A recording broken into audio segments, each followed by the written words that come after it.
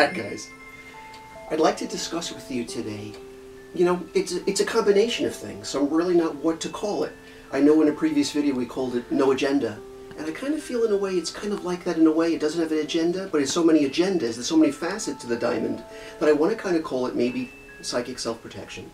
But at the same time I might want to call it emotional non-infiltration, deflection of negative vibrational fields. So let's kind of do a video on all of the nature of these facets. One thing I've had the luxury of is there's one of the oldest New York metaphysical organizations around for the past 20-odd years, the Eyes of Learning. And I've been grandfathered in and have been a keynote speaker for them for 2 decades now. But the delight for me has been, and the reason I've stuck with them is, rather than them push me and say, Daniel, what subject matter will you be speaking about when you hit that stage? They often allow me to just hit the stage with whatever mood I'm in, whatever I'm jazzed about, whatever I feel about at that particular time. And I really do like vibrating on that level of just what I'm excited about. And today, it has a lot to do with what some might call, the metaphysical like myself would call it psychic self-protection.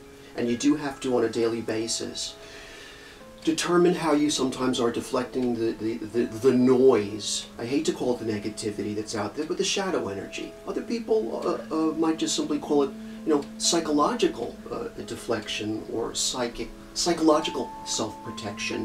One way or the other, it's really the same thing. It's a way of maintaining your wholeness and your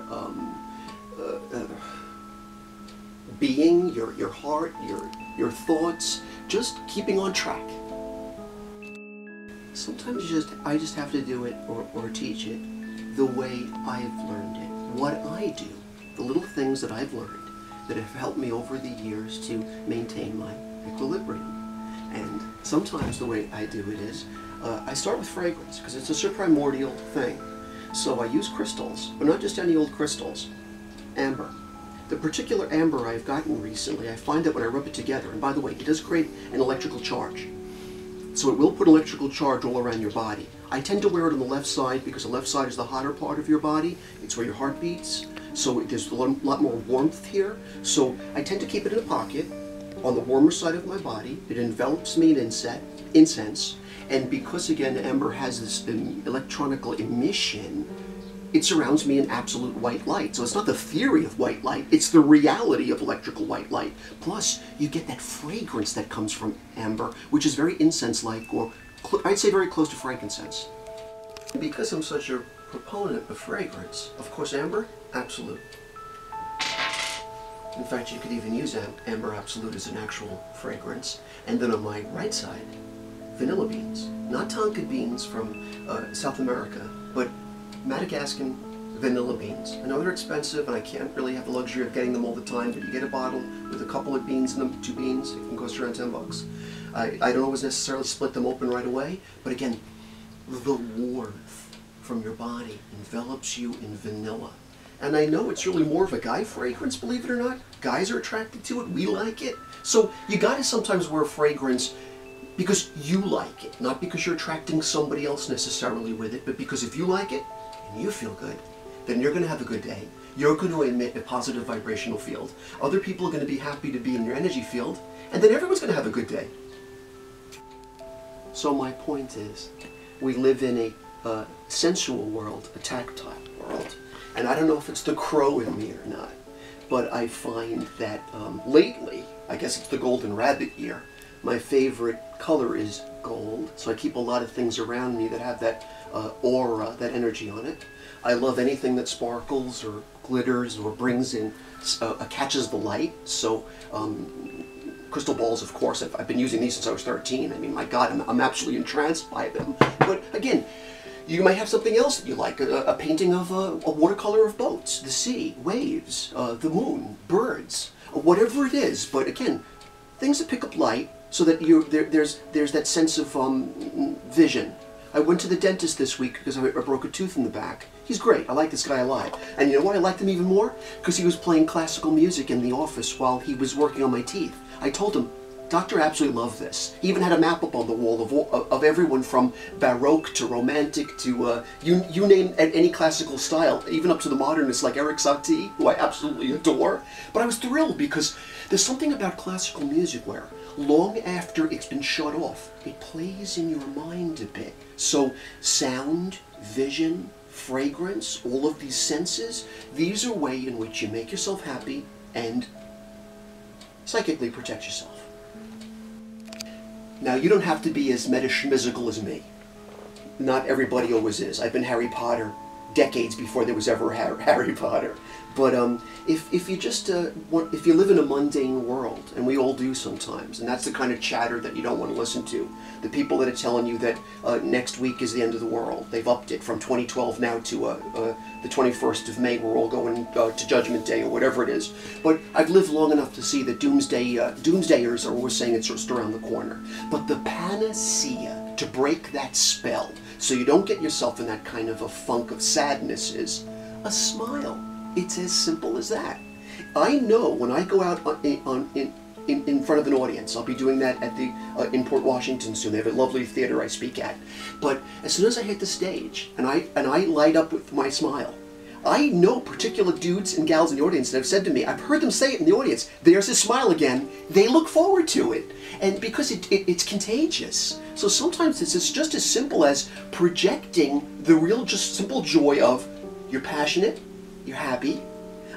People do respond to it. It's another primordial instinct. If they see that you're happy, it lights their fire. It lights the fires of those around them. Then it lights up the whole room in a certain gladness.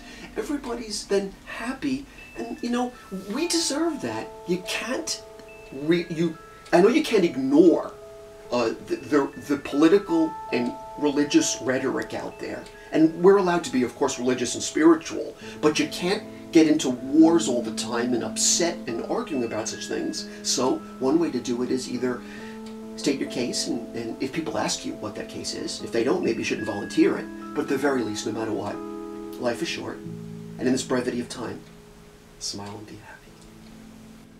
Here's that alloy I was speaking so fondly of before. But getting back to our point, now you can't be, though, delusional. You have to have balance. And it would be ridiculous just to say to oneself, tra-la-la-la-la, everything's joyful. It isn't. And the world is a very difficult place, and it does challenge us. It can be quite mournful. And yes, like we've said before, the wrong words can make you listen, and there's a lot of that going on out there. There's a lot of tragedy. There's terrible earth changes lately, and this country, as well as many others, have been affected by it. I myself am getting over knee surgery. I've got a broken hip. I've lost my brothers. I've lost my mother. I've lost half my family. I broke my tooth. I mean, even the simplest things. So it's not just like, I hate the term. I don't really get it. I'm not fond of saying Pollyanna. But the notion, though, is you can't just, you can't pretend that you're happy all the time. You have to be balanced enough to embrace the tears and the sadness as well by embracing it. You cleanse yourself of it, you let it go, you get yourself back into perspective. You get yourself back into the fact that life is complex, but sometimes nature's perfect. That's why we did our video last week on the beauty of the garden. And you get yourself back into the balance, the equilibrium, that centering that you so very much need. So yes, it's a little bit of, if you're wise enough, you understand that self-protection demands an understanding of what you're protecting yourself from, which is a little bit of insulation from getting overwhelmed from the sadness, and of course, as much as you can, giving yourself strength from the joy of life and why you ever chose to descend into matter in the first place. But coming to you in my capacity as a psychic, I've learned, of course, what modalities and tools work for me. What works for me to deflect negative energy are black tourmaline. Absolutely deflects negative energy. Native Americans have used it in this country, America, for millennia for the purpose of deflecting negative vibrational fields. It works. Lakota white sage, they call it smudging, works very well. I don't always necessarily use bundles, sometimes just a leaf, but I find in each room, and many of you people watching this video know because you do this, it works. It deflects negative vibrational fields. Frankincense and myrrh work especially well. And although frankincense is more pleasant, myrrh has more of a rubbery fragrance in a way, because it's so Mars-like, because it's so red, because it's so intense. I find that myrrh works very well. And barring all of that, you don't need metaphysical tools and tchotchkes. I just happen to sometimes just, as I said, I'm sensual. I like the tactile energy fields. But prayer enough will do it. And it doesn't matter what your religion is or what your faith is. Your faith can even be just simply spiritualized. But prayer changes things. Prayer matters. I've seen it happen every time. People have helped me through many difficult areas and aspects of my life and challenges I've been through with prayer. And I have also alternately helped them get through what's hurt or challenged them via prayer. So it works. That said, being of now a very high mindset of happiness, deflecting negative energy, that life is worth living. Let's see what the cosmic answer from the universe has to say about such things. And voila, they're here. But you know what, like in my last video, which is kind of cool, I had my thinking cap too, so let me get that. Okay, forgive me, but I don't know. This is how Danny gets a kick out of himself. Costuming. Okay, now let's see what the vibes have to say today. So, the moon is in Sagittarius, so we've just gotten out of a full Scorpio moon, thank the heavens. I mean, I love a Scorpio moon, but my God, it was getting so intense that people were just flipping out. Okay, but now that the Sag energy is brightening things up a bit, it always does that. And we're just into it now. The vibes say this. Number one. God, it's hard to figure out. They're magnetized. Okay? There's a whole 4 of them. I'm going to take them all as they are. Number one. Diad. Remember who your kindred spirits are. It's your friends that matter. So remember what we said before. You know, you keep them happy. They keep you happy. It becomes an internet of a connection, and that's what life is all about. Helping each other through. Diad is what metaphysical people would call it. Kindred spirits, or what anyone should call it. And if you want a terminology, any terminology at all, it's simply friends. Okay, perfect. We're in the zone. The universe is telling us what we need to hear. Vibrational field number 2. Okay, the realization that we're not all in competition. We're all realizing a common dream, and that's very important. What does it have to be a competition? I mean, competition's okay if it's friendly, but ultimately, you know what? We are all rather realizing a common dream. We all want to be loved. We all want to be heard. We all want to be appreciated. We all want to love. We all want to feel that our life matters, that it's worth something. And it is. Because of our friends, and because it's innately within us. Okay. Wow. Vibrational field number 3 says this. Well, it has a lot to do with speaking swiftly. And we finally got a number 2, 8. 8 is a vibrational field that moves very quickly. It connects 2 vibrational fields together. Yin and yang. Night and day. Male and female. Life and death. We could go on, but the notion is, do it swiftly. This is Mercury in Sagittarius ruled. It has a lot to do with honesty. Okay. And our 4th vibrational field says this. Well, one word, strength. Now, strength does vibrate too. It seems lately more than ever, the years 8, interestingly, to 2011. A very powerful year when we're moving into the so-called end of times as we've known it.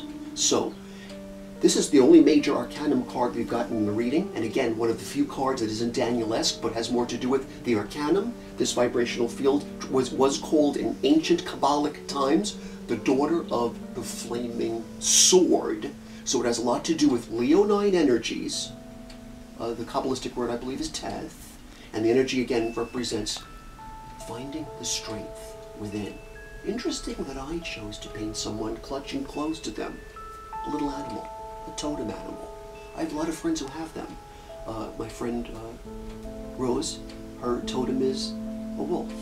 Me and my dad's totem is a crow. Another person's can be a cat, a fox, a bat, an owl. So there's so many different totems, but again, the universe seems to be saying something about turning to nature to find your strength, to find your happiness, to find your joy. And may you find that as soon as you can. So remember, you've got to protect yourself from the psychic onslaught. You've got to protect yourself emotionally, psychologically, physically, metaphysically. You got to protect yourself from you too. I mean, we put ourselves through a lot. I'm a sensitive dude, and yeah, it gets to me. And you can fuel that sometimes. You can sometimes almost romanticize about it. You can, I mean, that's then though the border of falling off the cliff and getting then too deeply into it, where it's out of control, it spins out of control, and you fuel your own rejection, sadness, self-worth. You start to lose that sense. It's no longer a healthy ego, but rather it can then ultimately invite problems, dis-ease. Granted, I know it isn't easy, and there's all sorts of people that will tell you things like there's laws of attraction and you're bringing negativity into yourself. You know, quite often, I mean, I understand laws of attraction, but quite often what I feel is true is where the light shines the brightest sometimes, the shadows are cast the darkest. And that's just the nature of things. It's the test of life. But what you've got to do in the shadows sometimes is enjoy that too. Enjoy that darkness. Don't romanticize it. Don't get lost in it.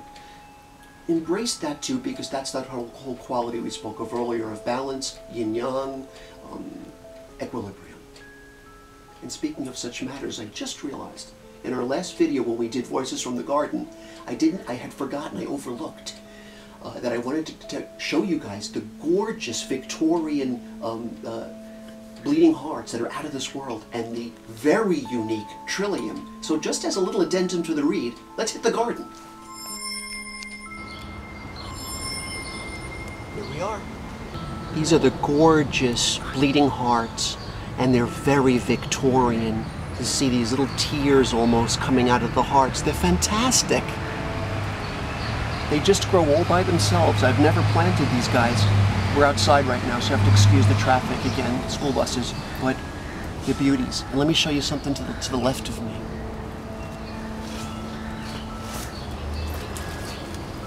Natural to the grounds are these, there's these beauties here, trilliums. Now these trilliums start out white, but as they age, they're going to turn pink.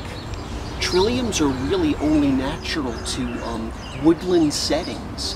It's very, very rare to have them on your property, but considering this is an old Victorian house with a big chunk of property and very old growth, the trilliums are all around, which is astonishing. I mean, these are hard to come by, rather rare, and to have them growing right next to the beautiful bleeding hearts is outrageous.